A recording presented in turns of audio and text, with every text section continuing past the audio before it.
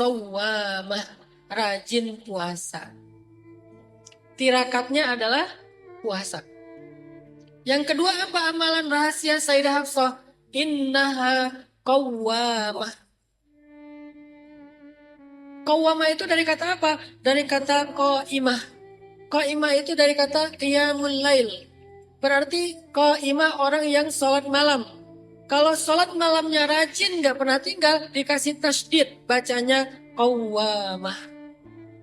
Berarti Sayyidah Hafsah orang yang gak pernah tinggal sholat malam. Kecuali ketika haid. Kalau hanya sekedar membaca kulhu, bacaannya panjang. Kalau Nabi lagi gak nginep di rumah beliau sholat malamnya itu dengan bacaan yang panjang, berjus-jus. Sehingga saking panjangnya berdiri, saking rajinnya sholat malam, dikenallah beliau dengan nama Qawwamah, perempuan yang rajin sholat malam. Selain rutin, sholat malamnya juga panjang. Sujudnya panjang, zikirnya panjang, doanya panjang, bacaan ayatnya panjang. Sehingga dikenal dengan nama Qawwamah, perempuan yang rajin sholat malam. Ternyata inilah dua alasan kata Jibril, kenapa Allah membela Sayyidah Hafsah, sehingga Allah menyuruh Nabi merujuk Sayyidah Hafsah. Karena innaha shawwamah qawwamah, rajin puasa dan rajin sholat malam. Maka kalau belajar dari Sayyidah Hafsah, ibu-ibu sekarang, bahkan yang masih gadis, yang masih jomblo, jadikan ini sebagai sebagai riyadhah kita, sebagai amal rahasia kita. Kalau bisa dirahasiakan. Kalau harus tahu bukan karena kita pengen orang lain tahu, kita pengennya rahasia. Jangan habis tahajud langsung update status. Alhamdulillah malam ini bisa tahajud. Habis buka puasa langsung story. Ini buka puasa hari ini. Ya, langsung tunjukin piring dengan berbagai macam tatanan makanannya. Ini tidak sir, tidak rahasia. Padahal salah satu amalan yang Allah suka itu adalah yang dirahasiakan. Salah satunya yang dirahasiakan. Kenapa? Man aslaha sariratahu aslahallahu alaniyatahu. Siapa yang memperbaiki rahasianya dengan Allah yang gak tampak, maka Allah akan memperbaiki urusan hidupnya yang tampak. Jadi kalau kita pengen Allah memperbaiki masalah-masalah hidup kita yang tampak, caranya perbaiki dulu urusan kita dengan Allah yang tidak tampak. Sholat malam kita, puasa kita, zikir kita, amalan-amalan yang tidak tampak kita perbaiki. Artinya kita perbaiki, ditambah, didawamkan, diistiqomahkan, ditingkatkan. Kita perbaiki yang tidak tampak antara kita dengan Allah. Nanti Allah yang akan memperbaiki apa yang tampak antara kita dengan manusia. Makanya kalimatnya sebetulnya mirip nih. Yang pertama, siapa yang memperbaiki antara dia dengan Allah, maka Allah akan memperbaiki hubungan antara dia dengan manusia. Siapa yang memperbaiki urusan yang tidak tampak, Allah akan memperbaiki urusan yang tampak. Siapa lagi yang dibela sama Allah dalam masalah rumah tangga? Ini karena setengah-setengah nih, ada bapak-bapak, ibu-ibu, ada anak muda. Jadi kita bahas juga masalah rumah tangga. Nanti akan jadi bekal kalian setelah menikah. Siapa lagi yang dibela Allah dalam rumah tangga? Namanya Khawlah bintu Sa'labah. Siapa itu Khawlah? Salah seorang sahabat Nabi yang diceraikan oleh suaminya karena dia udah nenek-nenek. Jadi dia dinikahi suaminya ketika masih gadis, ketika masih perawan, masih muda. Lalu ketika dia sudah nenek-nenek, tidak lagi menarik, suaminya menceraikan dia.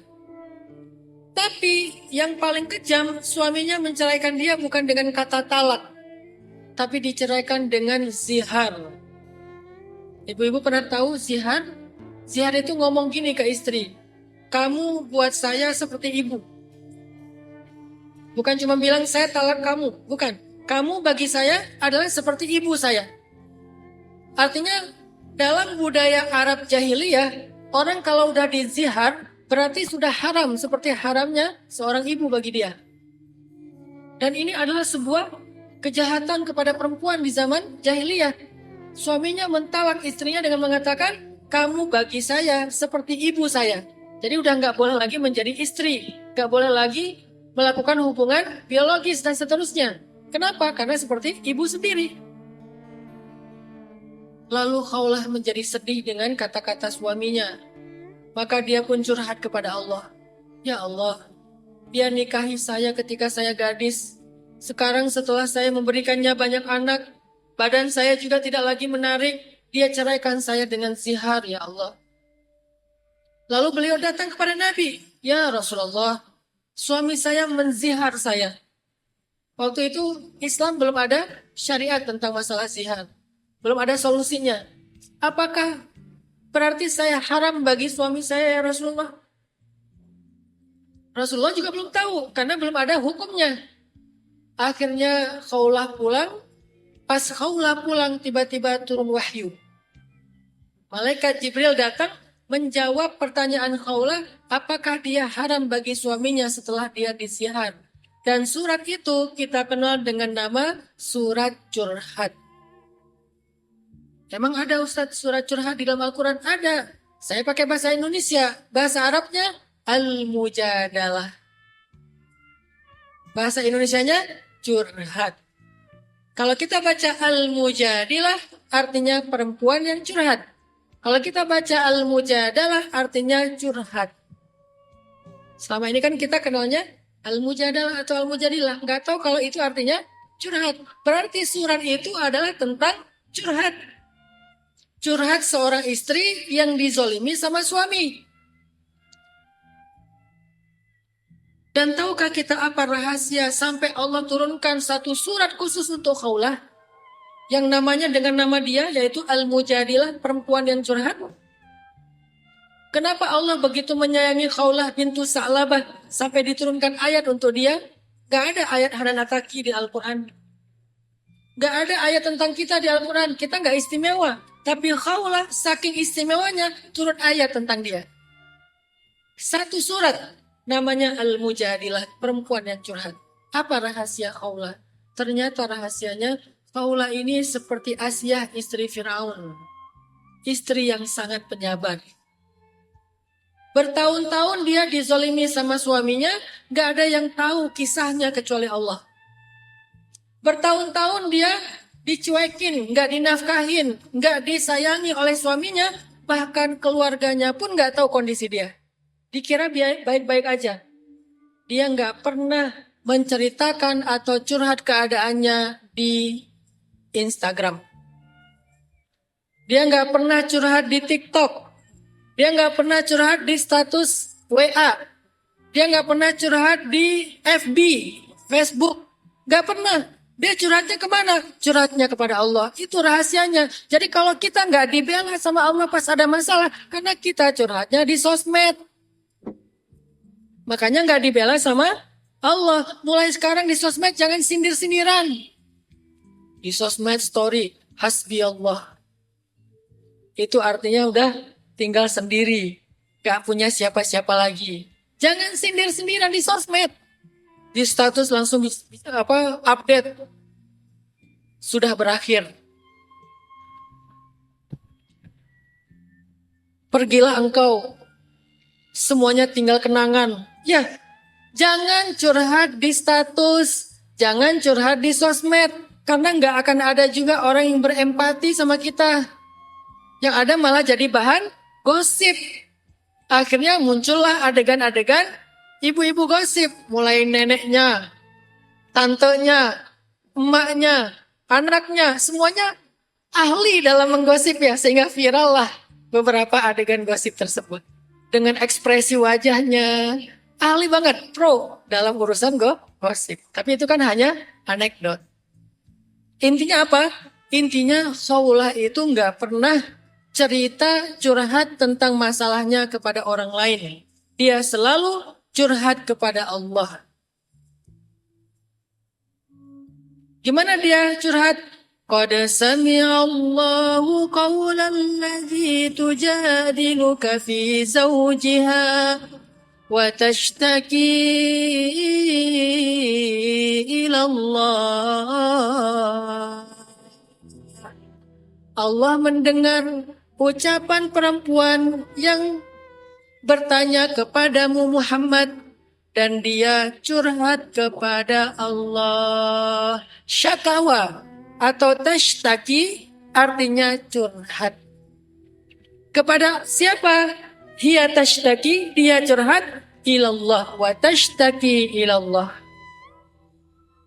Wallahu yasma'u tahawurakuma, dan Allah mendengar pembicaraan kalian. Allah alimun bidzatis sudur. Allah qaribun ila ibadih. Allah dekat kepada hambanya. Makanya kalau lagi galau, lagi sedih, lagi kecewa, lagi baper, wudu, bentangkan sajadah, sholat 2 rakaat. Kalau nggak bisa doa di dalam sujud karena nggak tahu doanya, beres sholat curhat sama Allah. Curhatnya jangan di live. Pokoknya tinggalkan sosmed. Fokus curhat ke langit, jangan curhat ke bumi. Kenapa? Di bumi nggak ada yang akan berempati sama kita.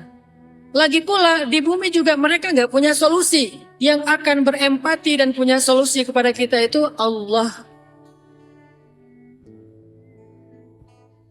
Rabbil firli warhamni wajburni. Tahu nggak arti wajburni apa? Ya Allah, hiburlah saya. Wajburni itu adalah doa orang yang sedang sedih. Ya Allah, hiburlah saya. Ya Allah, obatilah sakit hati saya. Ya Allah, damaikanlah hati saya dari rasa kecewa. Wajburni itu kita baca di dalam sholat. Makanya sholat, ketika kita duduk di antara 2 sujud, baca doa itu dengan penuh tadabbur, khusyuk, penuh dengan penghayatan. Kita lagi curhat sama Allah. Rabbi, siapa lagi tempat saya curhat selain Engkau? Ampunkan dosa saya, kasihanilah saya. Rabbi firli warhamni. Warhamni artinya kasihanilah saya ya Allah. Wajburni, obatilah sakit hati saya ya Allah. Warfa'ni, Allah angkatlah derajat saya ya Allah. Warzukni, Allah berilah saya rezeki dan kebaikan ya Allah.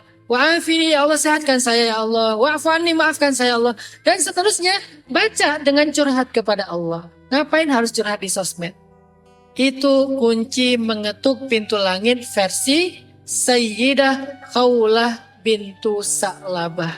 Sabar dan tidak curhat kecuali kepada Allah. Memang agak gregetan sih pengen curhat ke teman. Agak gregetan sih, tahan. Hanya sebagian kecil yang mendatangkan kebaikan. Maka kita pilih siapa yang layak kita curhati. Kita ngomong ke sahabat kita, jangan bilang-bilang siapa-siapa ya. Ya. Terus dia ngomong ke temannya, ini karena aku percaya sama kamu, jangan ngomong ke siapa-siapa ya. Oh ya. Terus temannya juga gitu, akhirnya muter balik lagi ke orang yang pertama. Akhirnya jadilah rahasia umum. Rahasia tapi milik umum, bukan milik 1-2 orang. Gara-gara apa? Gara-gara kita lebih nyaman curhat ke manusia. Padahal manusia nggak bisa ngasih solusi. Ustadz, kalau curhat ke Allah kan nggak dengar kalau Allah itu ngasih solusi. Kita lagi pengen dengar atau lagi pengen nyata? Kadang-kadang teman cuma bisa ngehibur. Sabar ya, laki-laki emang semuanya sama aja. Itu kan udah jadi hadisnya ibu-ibu ya. Semua laki-laki itu sama. Sabar ya, semoga kamu setelah ini diganti yang lebih baik. Sabar ya, kayaknya udahlah kamu nyerah aja deh, gak usah terlalu diharapin dan seterusnya. Malah manas-manasin. Allah kalau dengar curhat kita, Allah itu mendengar dalam jarak yang dekat. Wa idza sa'alaka ibadi anni fa inni qarib. Allah mendengar dalam jarak dekat. Allah menyimak curhat kita. Ujibu da'watad da'i idza da'an. Kalau kita doa sama Allah, kalau kita curhat sama Allah, Allah langsung menjawab ujib. Ujib itu kalau dalam bahasa chatting, typing. Karena ujib itu fi'lul mudhari. Bahasa Inggrisnya present continuous tense. Dalam prakteknya typing, bukan online. Kalau online, dia lagi buka, cuman belum typing. Kita kan semangat kalau kita lagi chat sama teman, kita lihat statusnya dia typing. Berarti kita direspon sama dia kan? Sehingga kita panjang lebar juga sama-sama typing, ternyata akhirnya nggak jadi, nggak ada yang nge-send. Ya. Ujib itu kayak typing kalau dalam bahasa chat kita dalam sehari-hari. Artinya Allah langsung, nggak nunggu besok, nggak delay. Kalau ke manusia kita curhat pakai teks. Kadang-kadang cuma contreng satu. Karena dia HP-nya nggak aktif, habis kuota. Atau contreng dua, tapi warnanya abu, nggak dibaca-baca. Online lagi, lasin lagi. Online lagi, lasin lagi. Kan gitu. Lama delay kalau ke manusia. Kalau ke Allah, ujib. Langsung aku baca, langsung aku bales. Kalau dalam bahasa teks. Saya suka ngasih analogi-analogi daily life untuk kita lebih mengerti maksud dari Al-Quran. Supaya anak muda langsung kayak kebayang, oh gitu ya. Berarti Allah itu fast respon banget. Ya, fast respon banget. Nggak ada yang namanya slow respon, nggak ada yang namanya delay, nggak ada yang namanya offline. Fast respon banget. Makanya menggunakan fi'lul mudhari. Ujibu da'watad da'i idza da'an. Kalau kita curhat, Allah langsung ngerespon kita saat itu juga.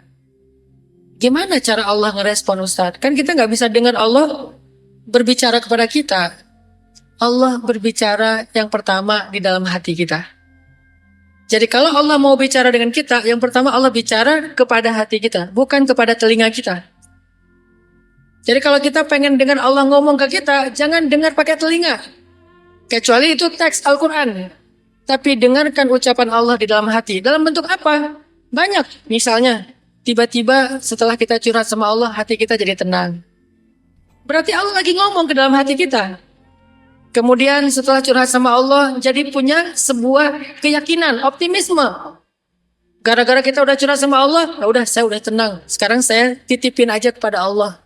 Allahumma inni astaudi'uka amri wa hajati wa hayati dan seterusnya. Ya Allah, aku titipkan urusanku kepadamu ya Allah. Udah jadi tenang, kemudian jadi optimis.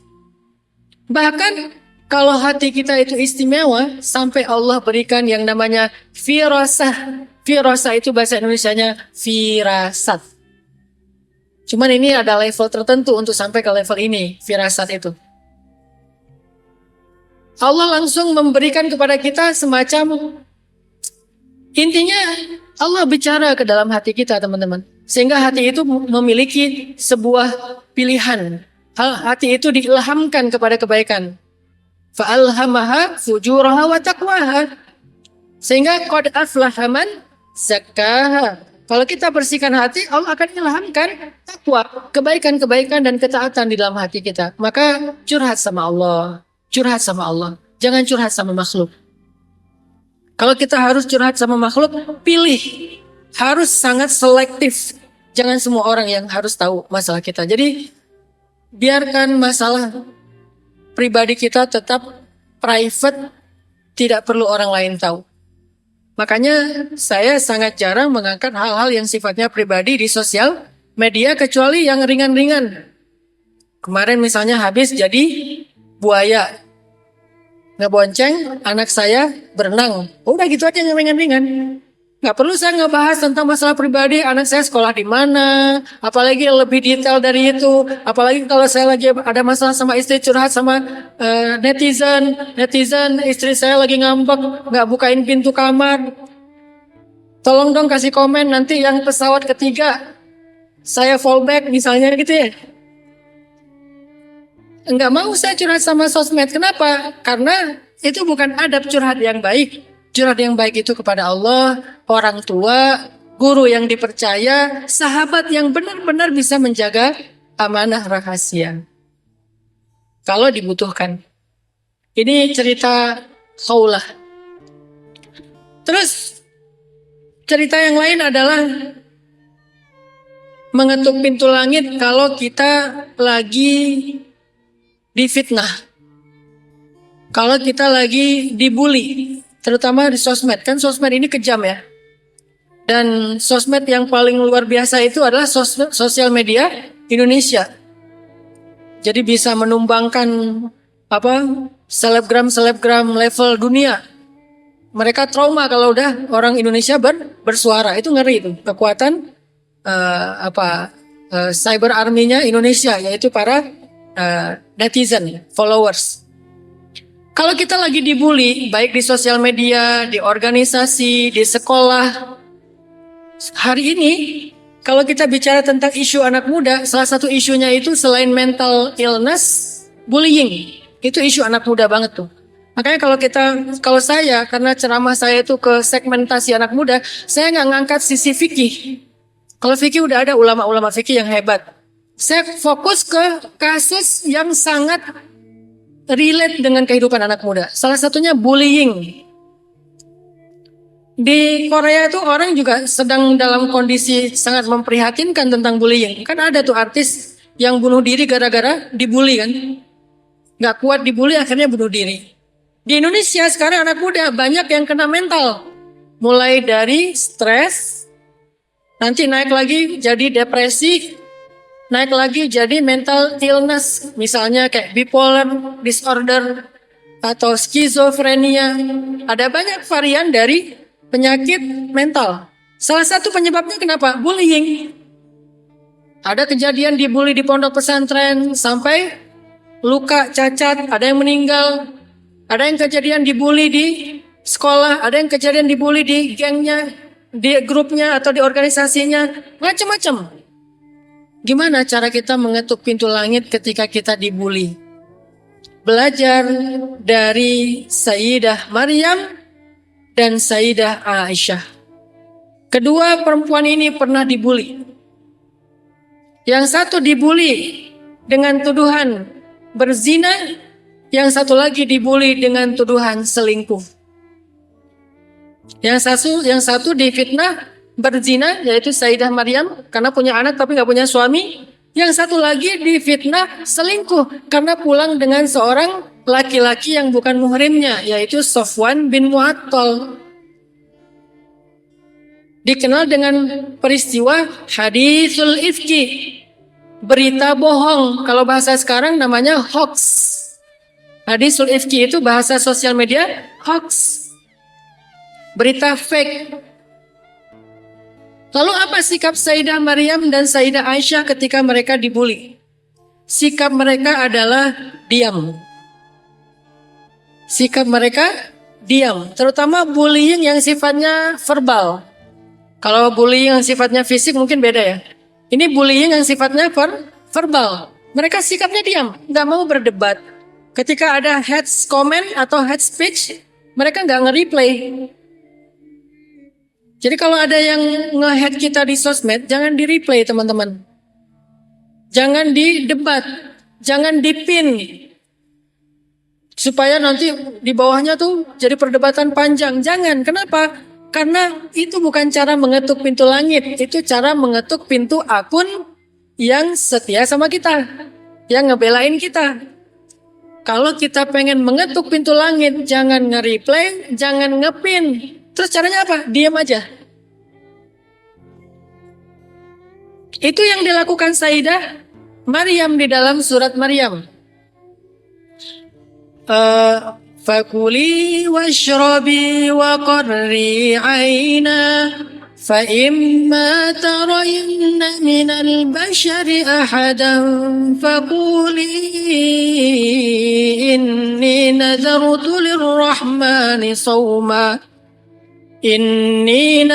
للرحمن صوما فلن أكلم اليوم إنسيا.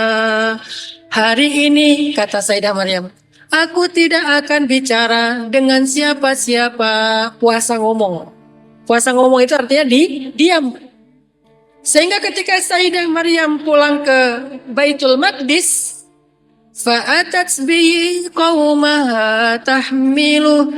Maryam pulang membawa bayinya yang dia gendong.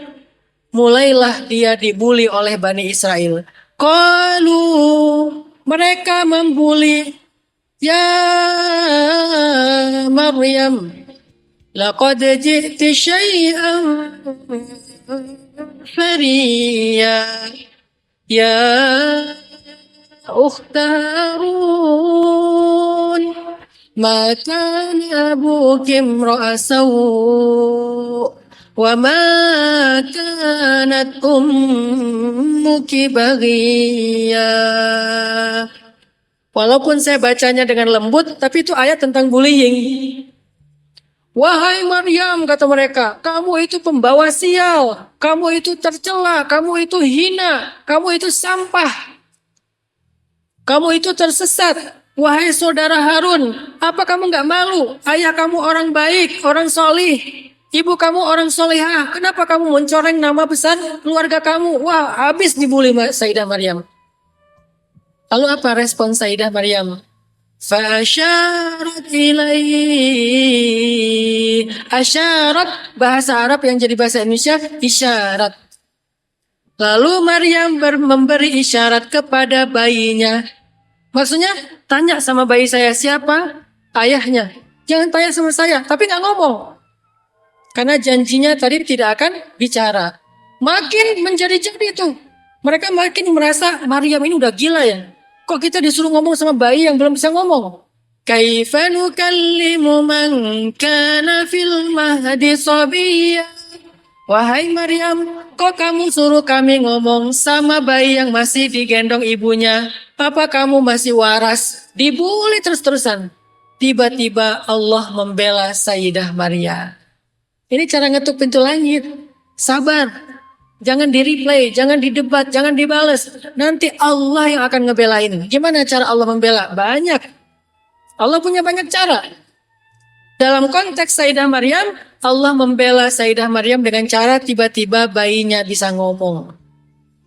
Bayinya membela ibunya. Bayi yang masih digendong ibunya, yang masih menyusui, tiba-tiba bisa ngomong. Dan ngomongnya panjang lagi. Coba dengarkan kalimatnya, panjang. Qal, bayi itu berbicara, Inni abdullah, atani al-kitaba, waj'alani nabiyya, waj'alani mubarakan aynama kuntu, wa awsani bis-salat. وأوصاني بالصلاة والزكاة ما دمت حيا وبرا بوالدتي ولم يجعلني جبارا شقيا والسلام علي يوم ولدت ويوم أموت ويوم أبعث حيا. Sepanjang itu bayi tersebut bisa bicara. Coba bayangin. Kayak khutbah Jumat. Panjang ya? Udah panjang, fasih lagi tuh. Kita aja udah dewasa gak bisa sefasih itu bicara. Kenapa bayi ini bisa bicara fasih? Allah yang antaqahullah, Allah yang membuat dia bisa bicara. Maka ini pelajaran banget buat kita. Jangan berharap juga tiba-tiba ada bayi yang ngomongin membela kita. Cari anak bayi. Enggak gitu juga sih. Karena kan setiap zaman beda caranya. Kita enggak semulia Sayyidah Maryam sampai bayi mau membela kita. Ya yang lebih realistis lah untuk kita mah. Tapi intinya Allah ngebelain kita. Apakah tiba-tiba nanti ada yang membela kita dengan cara yang lebih ilmiah, ada yang menjelaskan kebenarannya dan seterusnya. Allah yang lebih tahu caranya. Kita diam aja. Sabar, diam ketika difitnah. Tugas kita cuma satu. Tabayyun, udah gitu diam. Tabayyun itu menjelaskan dulu kesalahpahamannya apa, udah gitu diam. Gak usah diladenin. Itu juga yang dialami oleh Sayyidah Aisyah. Apa jawaban Sayyidah Aisyah ketika semua memfitnah beliau? Ashku bathi wa huzni ilallah Wallahul musta'an ala ma yasifun. Aku nggak akan bicara apa-apa, aku cuma pengen curhat kepada Allah. Aku adukan kesedihan dan kekecewaanku kepada Allah, dan Allah yang akan melindungiku dari fitnah-fitnah mereka. Gitu aja udah. Sayyidah Aisyah nggak membantah, nggak mendebat, curhat sama Allah biar Allah yang melindungi. Tiba-tiba turun ayat membela Sayyidah Aisyah. Di mana? Di surat An-Nur, 1 lembar khusus bahas tentang kejadian hadisul ifki. Innal ladzina ja'u bil ifki usbatum minkum. Kalimat yang agak keras dari Allah itu apa? La tahsabuhu wa tahsabuhu hayyinan wa huwa 'indallahi 'azim. Kalian menganggap remeh fitnah tersebut, padahal itu di sisi Allah adalah dosa yang besar. Akhirnya semuanya ngantri mau minta maaf kepada Ummul Mukminin Sayyidah Aisyah. Termasuk Nabi minta maaf sama Sayyidah Aisyah. Ini menunjukkan bahwa ada cara mengetuk pintu langit dalam kondisi ketika kita dibully. Berlaku untuk perempuan, berlaku untuk laki-laki. Banyak kisah dalam Al-Quran. Apalagi mengetuk pintu langit dalam mencari jodoh. Masih ingat cinta dalam diamnya Sayyidah Fatimah dan Ali? Sebelum Ali datang melamar Fatimah, ternyata udah ada 2 laki-laki istimewa yang datang melamar duluan. Yang pertama, Abu Bakar As-Siddiq. Yang kedua, Umar bin Khattab. Kedua-duanya istimewa dan kedua-duanya ditolak. Coba bayangin gimana perasaan Ali. Kalau Abu Bakar aja ditolak, Umar aja ditolak, padahal keduanya lebih istimewa daripada saya. Apalagi saya, makin gak pede Ali melamar Fatimah. Tetapi kemudian Ali curhat sama Allah. Ya Allah, Fatimah adalah perempuan yang solihah.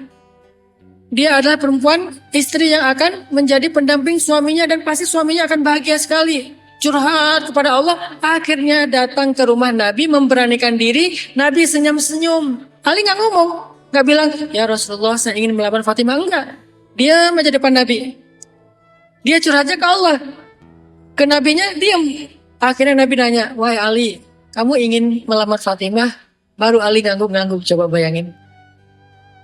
Kita udah jungkir balik, semuanya kita buka, saya penghasilan sekian, saya udah mapan, saya kerja, saya gelarnya ini, ujung-ujungnya ditolak. Ali diam-diam aja, diterima, malah ditawarin lagi sama Rasul. Kok bisa? Curhat sama Allah. Doa yang panjang itu bahasa Arabnya apa? Istighatsah.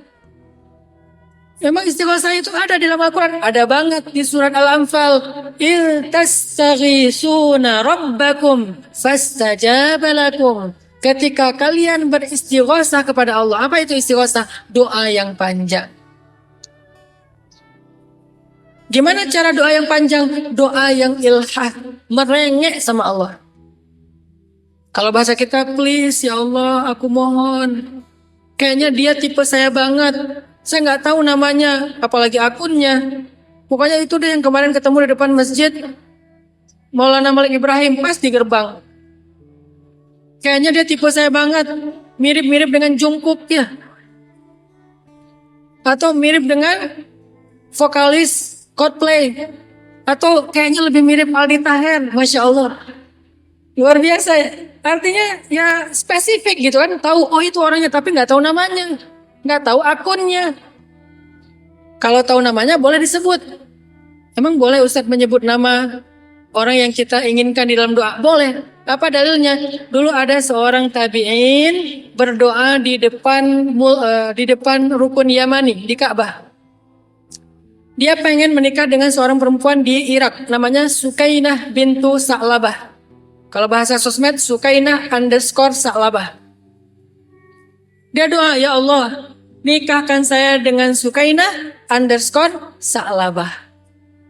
Berarti boleh berdoa dengan menyebut nama, tapi yang nggak boleh nuntut. Kok ini namanya bukan Sukainah bintu Sa'labah ya Allah, kok jadi Sukini misalnya ya. Nggak boleh nuntut karena Allah lebih tahu yang terbaik. Kalau nyebut nama boleh secara spesifik. Akhirnya laki-laki itu setahun kemudian menikah dengan Sukainah bintu Husain.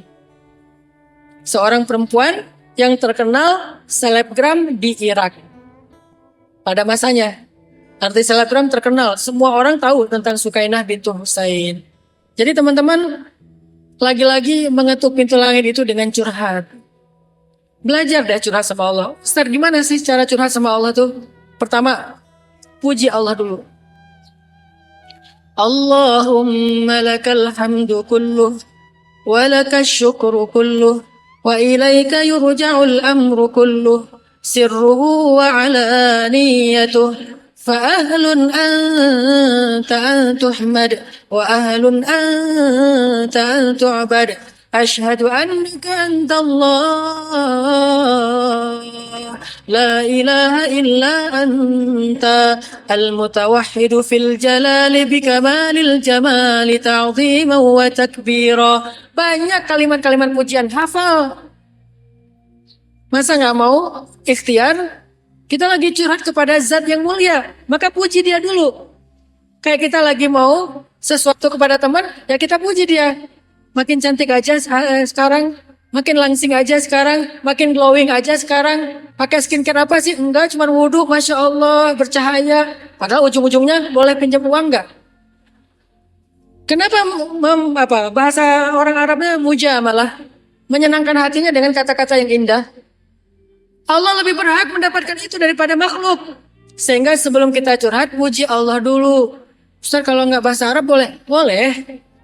Tapi kalau bahasa Arab bisa dipakai di dalam sholat. Kalau nggak bahasa Arab nggak bisa dipakai di dalam sholat. Di dalam sholat pas sujud mau doa panjang. Lama-lama amin. Udah gitu doang. Karena nggak bisa ngomong di dalam hati. Hafal. Puji-pujian kepada Allah itu banyak di dalam. Di YouTube ada, di Google ada. Sekarang gampang mengakses ilmu, tinggal cari kalimat pujian kepada Allah dalam bahasa Arab. Muncul banyak, hafal salah satunya. Allahumma lakal hamdu hamdan katsiran tayyiban mubarakan fih. Allahumma lakal hamdu mil'us samawati wa mil'ul ardi wa mil'u ma syi'ta min syai'in ba'd. Kan kita baca di dalam sholat, puji Allah sebanyak-banyaknya. Makin banyak yang kita baca dari puji-pujian itu, maka semakin afdol, semakin indah curhat kita. Salah satunya adalah dengan membaca ini. Allahumma inni as'aluka bi anni ashhadu annaka antallah la ilaha illa anta. Kata Nabi, siapa yang berdoa dengan kalimat ini, Allah akan menyegerakan mengijabah doanya. Hafal yang banyak. Teks, template, curhat. Pertama puji Allah. Kedua apa? Salawat kepada Nabi. Salawat juga banyak. Sehingga kalau kita memulainya dengan memuji Allah, kemudian bersalawat kepada kekasih Allah, Allah sangat senang mendengar curhat kita. Allahumma salli ala sayyidina Muhammad. Atau Allahumma salli salatan kamilatan wasallim salaman tamman ala sayyidina Muhammad. النبي الذي تنحل به العقد وتنفرج به الكرب وتقضى به الحوائج. Dan seterusnya, salawat yang banyak. Setelah salawat baru kita curhat. Curhat itu gimana urutannya? Pertama, bicara dulu tentang masalah kita apa. Jangan ujuk-ujuk, ya Allah saya minta ini. Bicara dulu masalah kita apa. Seperti Nabi Zakaria. Nabi Zakaria itu pas curhat di surat Maryam, nanti coba buka pembukaan surat Maryam. Nabi Zakaria itu doa gini. Rabbi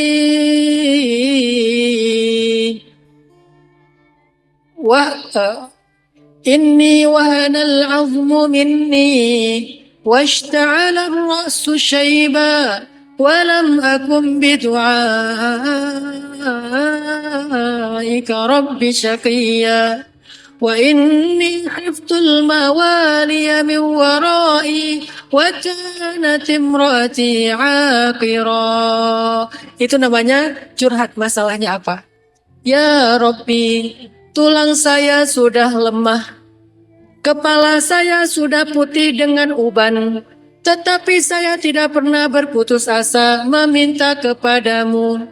Saya khawatir jika saya wafat tidak ada yang meneruskan dakwah saya, sedangkan istri saya sudah monopos. Panjang ngomongin masalah, baru setelah itu minta fahabli min ladunka waliya. Maka saya minta berikanlah kepada saya seorang anak laki-laki. Jadi Al-Quran itu udah ngasih kita tutorial teman-teman cara curhat. Berurutan loh. Gak perlu kita bikin-bikin sendiri, udah berurutan.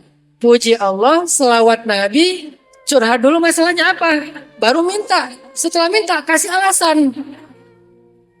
Kasih alasan, kenapa kita minta. Fahabli min ladunka waliya. Alasannya, yarithuni wa yarithu min ali Yaqub waj'alhu rabbi radhiya. Kenapa minta anak wahai Zakaria? Supaya dia ya Allah bisa menjadi pewaris dakwahku, bisa menjadi pewaris dakwah keluarga Yakub. Jadikanlah dia anak yang engkau ridhai. Kasih alasan. Udah jelas tuh tutorial curhat sama Allah mengetuk pintu langit.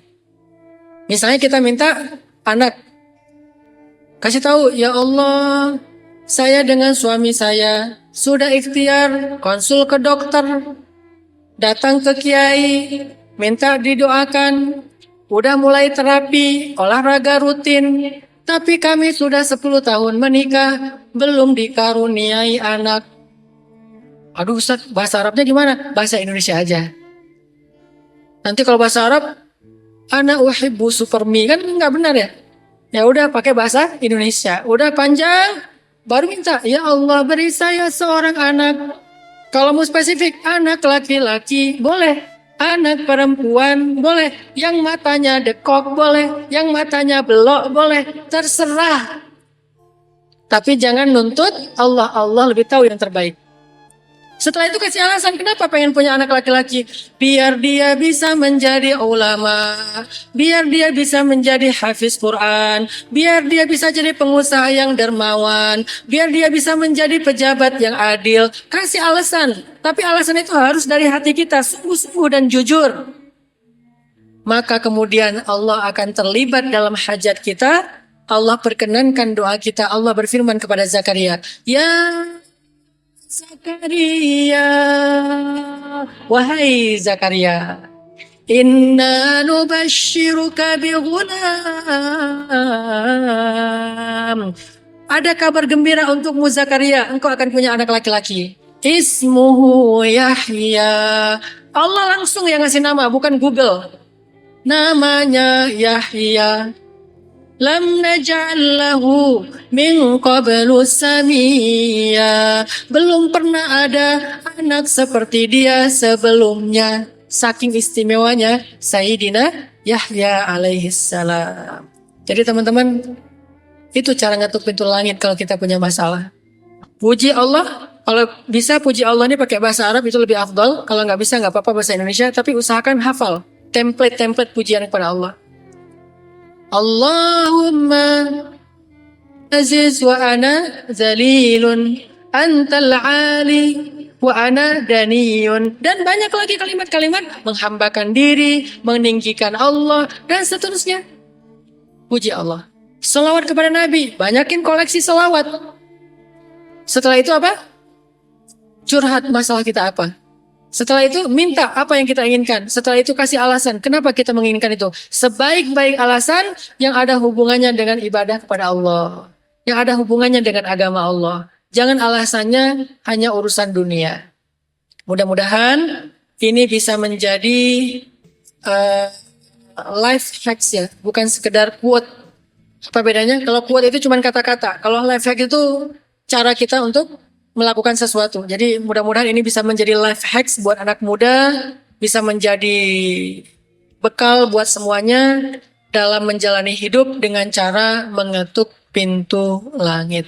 Barakallahu li walakum. Wassalamualaikum warahmatullahi wabarakatuh.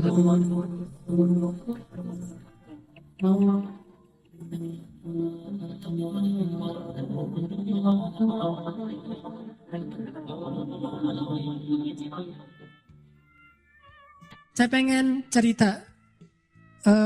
Ini cerita benar-benar saya alamin ya. Mudah-mudahan ini jadi makin bikin kita yakin. Hidup kita itu kan emang kalau kita melibatkan Allah itu jadi mudah ya. Susahnya hidup kita itu karena kita jarang melibatkan Allah. Kecuali udah mentok. Kalau dari awal kita nge-mention Allah dari awal itu apa? Bismillah. Di tengah-tengah kita masih terus nge-tag Allah. Ya hasbi Allah, la haula wa la quwata illa billah. Berdoanya ke Allah. Kalau kita ngelibatin Allah dari awal dalam hidup kita, pertama Allah akan kuatkan hati kita. Kedua Allah akan bereskan urusan kita. Dan itu bukan cuma terjadi kepada Imam Ahmad bin Hambal yang saya pernah cerita. Bukan cuma pernah terjadi kepada Uwais Al-Qarani, tabi'in yang pernah saya cerita. Tapi juga terjadi kepada 3 teman saya. Yang satu anak Batam namanya Agi, anak skateboard. Satu lagi anak Jakarta model namanya Agi. Satu lagi driver ojek online di Bandung. Ini 3-tiganya nih baru saya alami sekitar beberapa waktu yang lalu. Kalau yang ojek online sekitar sebulan yang lalu. Kalau yang Agi baru 2 minggu yang lalu saya ngalamin. Apa ceritanya? Melibatkan Allah dalam semua harapan kita. Agi, anak Jakarta ini, pernah ikut kajian saya kayak gini di salah satu masjid di Maruya, di Kebun Jeruk, Jakarta. Terus pas ikut kajian itu dia bilang gini, ya Allah, saya pengen banget ketemu Ustadz Hanan langsung, tapi jangan ditaklim, karena agak susah, terlalu rame. Saya pengen ketemu berdua dalam suasana yang lebih nyaman. Kabulkanlah ya Allah, gitu.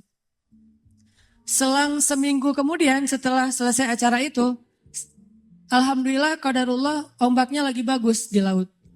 Kan saya suka mantengin ombak tuh. Ada website namanya Surf Forecast kan. Forecast buat surfing. Jadi tahu ombaknya lagi berapa, seberapa baiknya untuk pakai untuk berselancar. Ombaknya lagi bagus nih.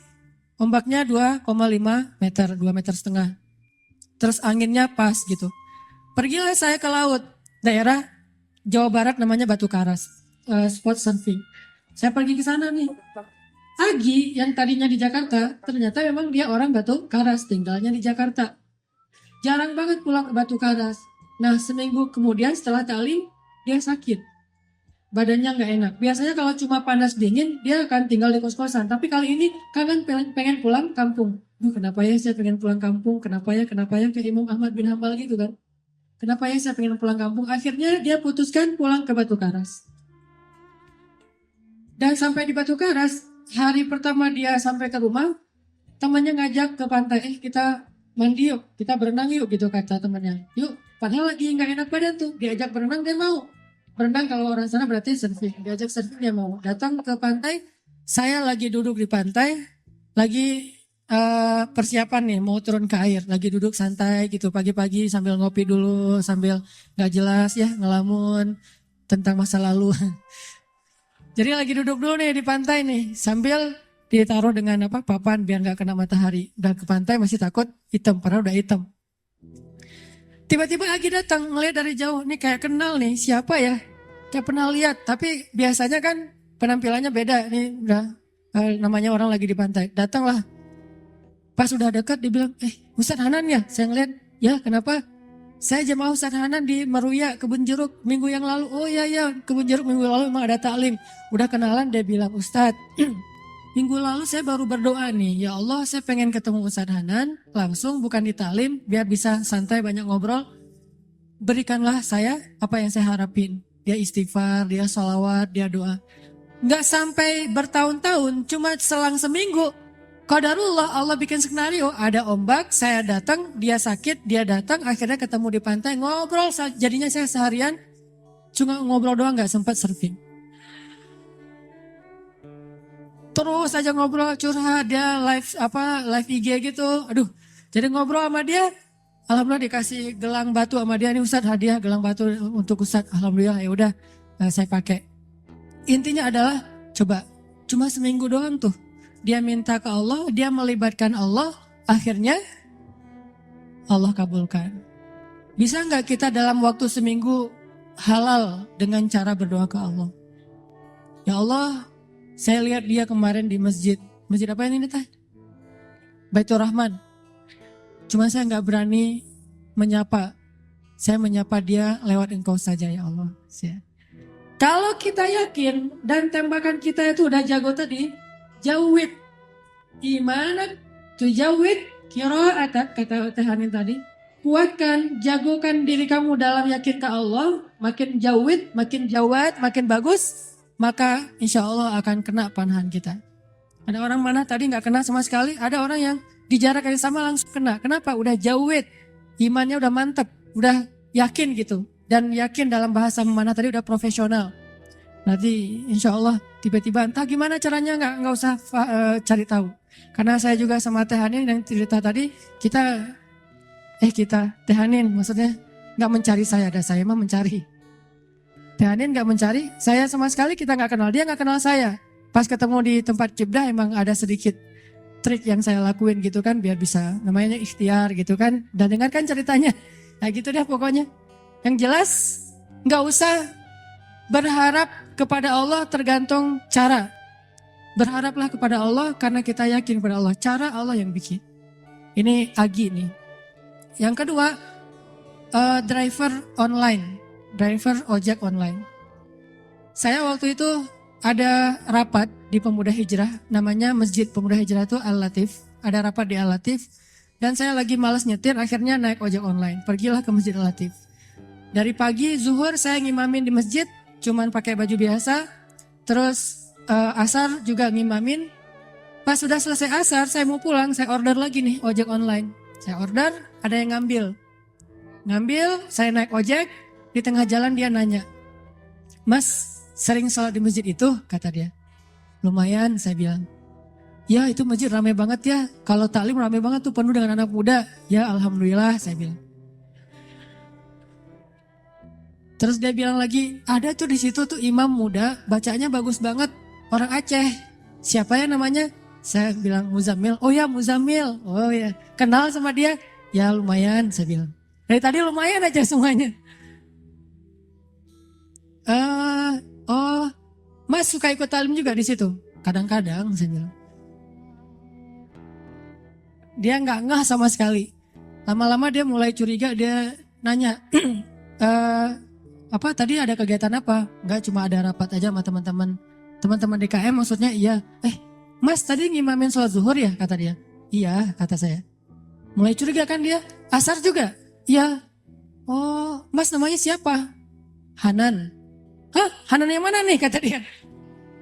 Mulai kaget dia kan. Mulai panik gitu. Saya bilang Hanan Ataki. Langsung oleng tuh motor tuh. Masya Allah, dia kaget sendiri. Dan itu olengnya tuh langsung berhenti pas lampu merah pula. Dia heboh sendiri di lampu merah, bayangin. Ya Allah, Masya Allah. Alhamdulillah, Ustadz tahu nggak? Ternyata ini Ustadz Nata Kintar dulu. Saya lihat ke belakang, benar nggak nih? Oh iya benar gitu. Dari tadi kayak Ustadz nggak ngomong-ngomong. Kata dia, Ustadz tahu nggak? Sebulan ini saya selalu beristighfar, berdoa, sholawat. Ya Allah saya pengen banget ketemu sama itu tuh satu lagi gurunya Muzammil yang ceramahnya suka di YouTube katanya. Ustadz Hanan Ataki saya pengen ketemu beliau tapi susah kalau di taklim. Pengen berduaan jangan pas rame-rame. Ternyata berduaannya di atas ojek coba. Dan itu demi Allah kisah nyata teman-teman terjadi. Jadi Imam Ahmad yang pernah kita dengar ceritanya bukan cuma terjadi di Basrah. Terjadi juga di Indonesia. Terjadi di Jakarta, di Bandung, Surabaya, di Kediri, di mana-mana kalau kita melibatkan sebegitu mudahnya. Padahal dua orang ini saya kira bukan ulama, bukan orang yang mungkin hijrahnya udah lama, baru juga hijrah. Tapi kenapa diperlakukan oleh Allah semudah itu? Bagi Allah orang yang sudah taubat dari dosa seperti orang yang tidak berdosa. Orang yang sudah taubat dari dosa seperti orang yang tidak berdosa. Jadi sama Allah memperlakukan dia seperti Allah memperlakukan kekasih-kekasihnya yang soleh lainnya. Jadi jangan pesimis, jangan putus asa. Kalau kita melibatkan Allah, kita akan dikuatkan. Tenang aja, udah tetap la tahzan, innallaha ma'ana. Yang terakhir tadi kisah AG. AG ini anak skateboard dari Batam. Dia itu kerja di sebuah perusahaan swasta di Batam, IO gitu. Dia pertama dapat hidayah itu dengerin istrinya dengar booster di YouTube. Mah dengerin apa tuh booster? Ini ada ustadz katanya juga senang main skate walaupun gak bisa sih, cuma senang nemenin doang. Oh, mana? Karena dia senang memang anak skate jadi ngelihat gitu. Oh ini ustadznya, coba dengerin lagi. Oh kirain tadi cewek. Biasalah kayak gitu mah ya. Gak tau jenggotan gini. Udah gitu, oh gimana coba dengerin, nangis. Selama ini dia udah belasan tahun gak sholat. Jangankan sholat sendiri, jangan sholat ke masjid, sholat sendiri aja gak pernah. Bahkan sholat Idul Fitri aja gak pernah. Kan kalau kita minimal sholat Idul Fitri ya, setahun 2 kali lah ya. Walaupun masbuk itu juga. Kenapa masbuk? Kebiasaan kalau Jumatan datangnya kalau khutbahnya udah selesai. Nah Idul Fitri, Idul Adha mah khutbahnya selesai sholat. Wah masih khutbah, ntar aja deh kalau udah selesai. Begitu datang orang udah pada pulang. Loh kok gak sholat sih? Sholat Idul Fitri itu sebelum khutbah. Ini salah dia. Dia gak pernah sholat sama sekali. Tapi tiba-tiba nangis jadi kayak sadar dapat hidayah gitu. Tapi saya pikir emang bukan cuma dia yang dapat hidayah dengerin booster. Saya juga dengerin booster diri sendiri kayak dapat hidayah gitu. Oh benar juga ya kata Ustadz ini. Kok saya dapat hidayah? Kata saya sendiri tuh. Kan ada ceramah saya misalnya sebutlah Allah itu maha baik, Allah segala macam. Saya pas dengar, ya Ustadz itu benar juga dia ngomonginnya tuh. Akhirnya saya dapat hidayah dari diri sendiri. Dia dapat hidayah. Setelah dia dapat hidayah, diam-diam dia sholat, dia wudhu, gak mau ketahuan sama keluarganya, dia tutup pintu, dia sholat di dalam kamar. Jarang-jarang kamarnya dikunci. Pas istrinya mau ngeliat ke dalam rumah, dalam kamar, diketok-ketok kok gak dibukain. Pas udah selesai dia sholat langsung buka-buka pura-pura tadi ketiduran gitu. Dia gak mau ketahuan lagi sholat. Setelah sholat dia berdoa, ya Allah, Ustadz itu udah bikin saya sadar, saya pengen banget ketemu beliau, beri saya jalan ya Allah. Hari dia berdoa, besoknya dia ketemu dengan atasannya, bilang Pak boleh saya minta izin. Padahal dia jatah cutinya udah habis tuh, gak ada dapat jatah cuti lagi. Atasannya nanya, izin kemana? Saya mau ketemu ustadz saya di Bandung. Ini orangnya, saya dengar booster dari dia jadi saya sadar. Oh ya udah kamu cuti sesuka kamu deh, kata atasannya, dimudahin. Butuh uang saku, dikasih uang saku, berangkat dia ke Bandung. Dan dia datang ke hari Rabu taklim saya yang rutin di Bandung itu yang di Masjid TSB, Trans Studio. Ketemu langsung dengan saya dan alhamdulillah Ustadz mudah banget ya kalau kita menuju ke Allah. Yang susah itu kalau kita menjauh dari Allah. Tapi kalau menuju ke Allah dipermudah, banyak banget urusan yang dipermudah. Saya malah dapat uang saku, saya malah dapat kayak bonus dari atasan saya. Keluarga saya alhamdulillah sekarang jadi lebih baik setelah saya berhijrah. Dan saya pengen ketemu dengan Ustadz, dimudahin banget. Ini lihat bukti. Bukan karena saya orang soleh, enggak.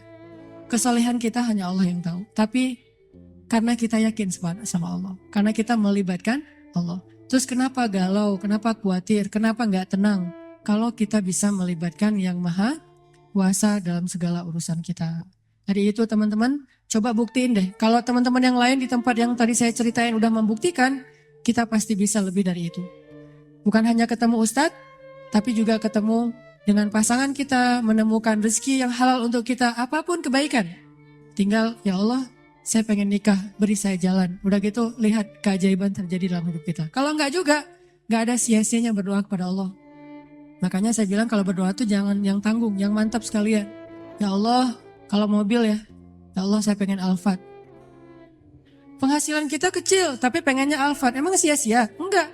Kalau enggak dikasih Alphard di dunia, dikasih Alphard di akhirat. Kan Allah pasti mengabulkan doa kan? Pasti itu. Kalau nggak dikabulkan di dunia, dikabulkan di akhirat. Bangun dari kubur tiba-tiba lewat Alphard berhenti depan kita. Ini mobil siapa? Ayo kita ke Padang Mahsyar lewat pakai Alphard gitu. Udah ada drivernya. Mereknya bukan Toyota tapi mereknya Cahaya. Merek baru nih. Belum dijual di Indonesia. Mereknya Cahaya, kendaraan Cahaya yang lebih nyaman adalah Alphard, jalan ke Padang Mahsyar. Kenapa saya dapat kendaraan ini ya Allah? Karena dulu kamu pengen banget punya mobil Alphard di dunia, tapi aku tidak memberikannya di dunia karena itu tidak baik untuk kamu, tapi aku berikan di akhirat. Apa sia-sianya berdoa kepada Allah? Jadi tetap ar-raja ilallah, berharapnya hanya ke Allah, dan itulah obat untuk segala kegalauan.